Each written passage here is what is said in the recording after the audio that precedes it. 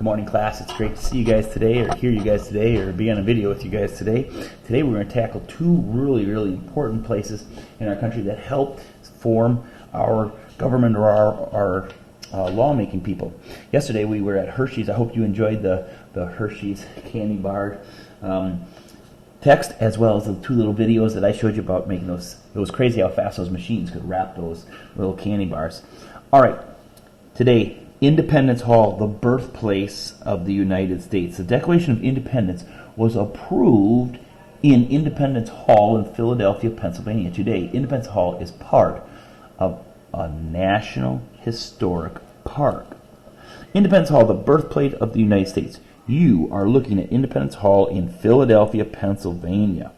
It was here that the United States was born. We celebrate our nation's birthday each year on Independence Day, which of course is July 4th.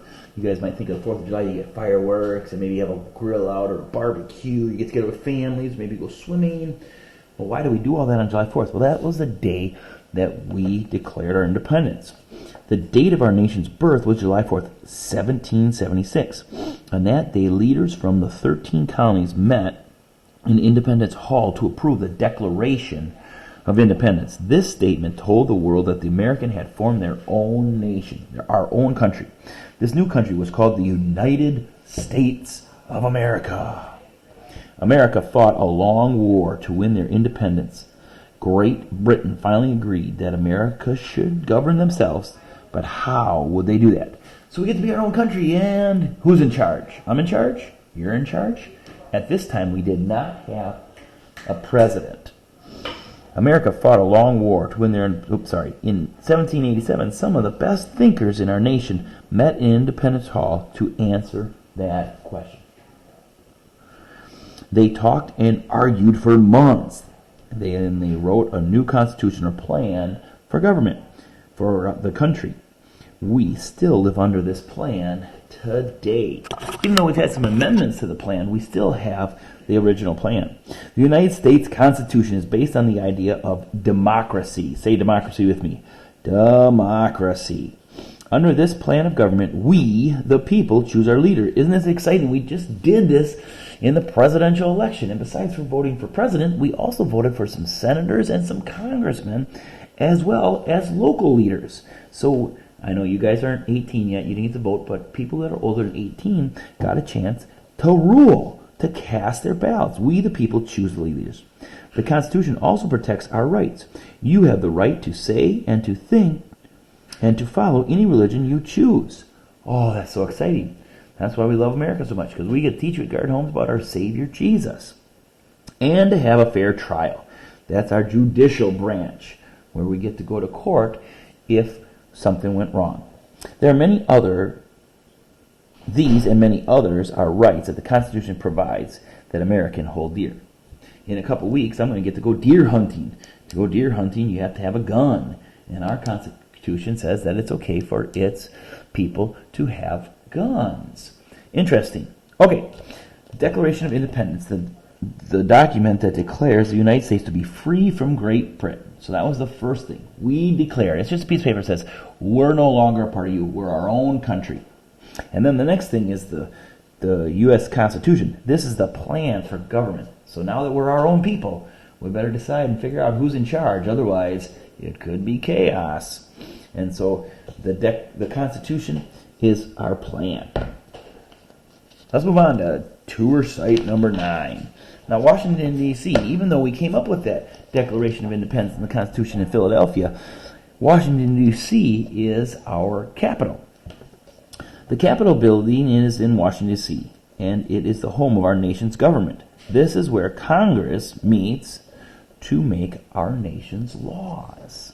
A lot of kids think that the president makes the laws. The president doesn't make laws. The president might want certain laws to pass, or he might sign the laws into law, but it's actually the Congress that has to decide it. So it's not just one person ruling.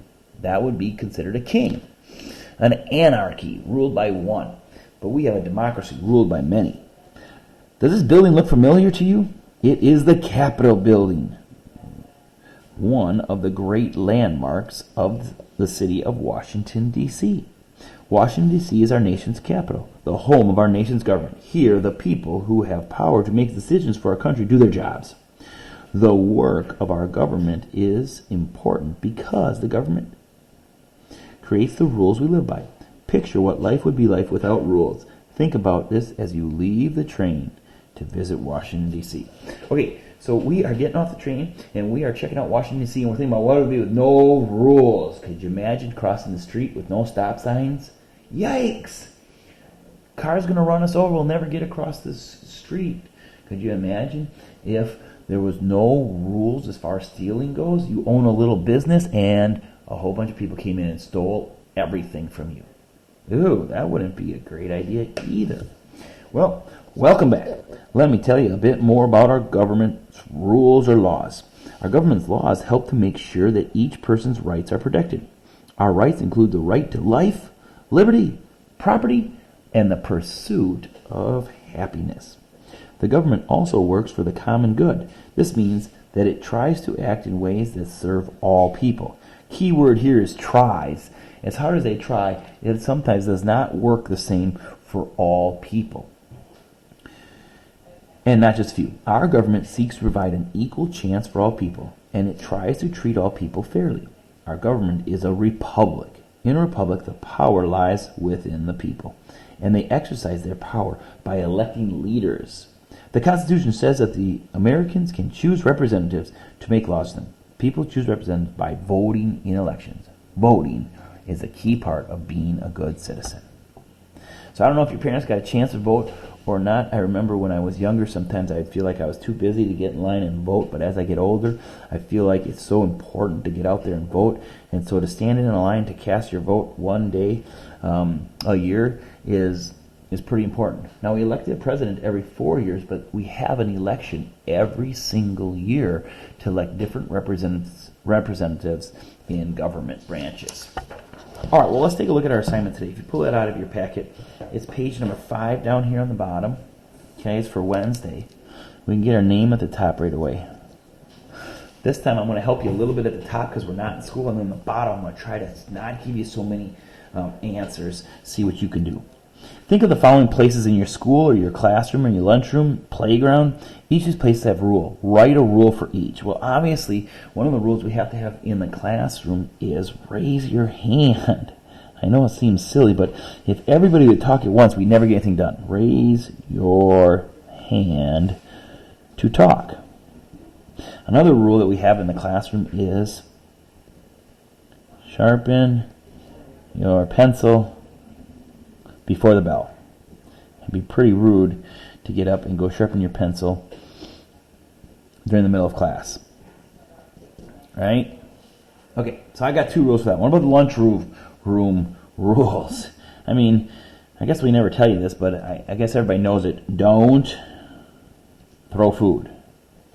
Yeah, okay. Don't throw food.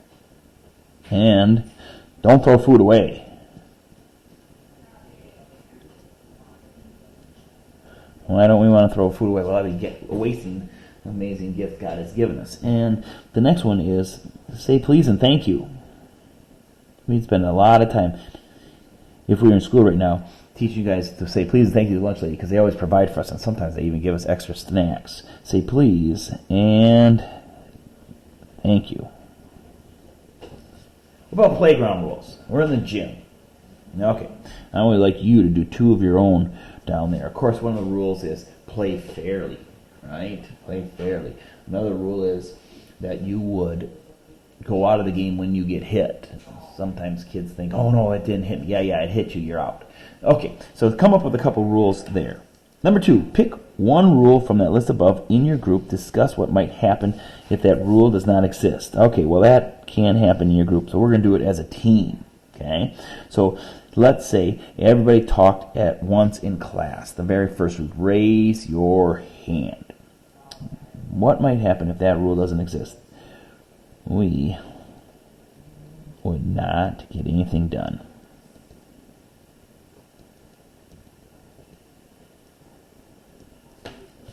Okay? All right. Now, we want to list some positive and some negative about the rules. You could pick these rules here, or maybe you got rules at home. Clean your room, or your have chores or can't watch TV past 9 o'clock. Whatever the rules are at your heart. What's the positive? 1, 2, 3 sentences. Positive about rules. Rules at school, rules, traffic rules, stop at a stop sign, and rules at school, at home, or out and about. 3 positives and then 3 negatives. And I'm going to give you a couple, but I'm not going to write them because I don't want you to copy mine. So the positive about rules is it keeps me safe. Rules keep me safe. Positive about rules. I can get a lot of work done if the class follows the rules. Positive things about rules. I don't have to worry about getting hurt by flying broccoli in the cafeteria, right? What about the negative thing about rules? Well, I don't know if you know this, but we have a lot of rules in school, not because some kids need it, but because of other kids. For example, if you don't turn in your homework, you might get kicked out of school. That's really negative. We're not excited about that, but we do have a few kids that don't turn in their work, and that kind of ruins it for the whole team. Okay, go 35 miles an hour down the road. That could be a negative because I could be late, but it's a positive because it's keeping everybody safe. So kind of keep these things in mind. Okay? All right, 3 positive, 3 negative. Finish the playground rules. Make sure you have all the rest of them and that they're complete sentences. See the periods on them. Those are sentences.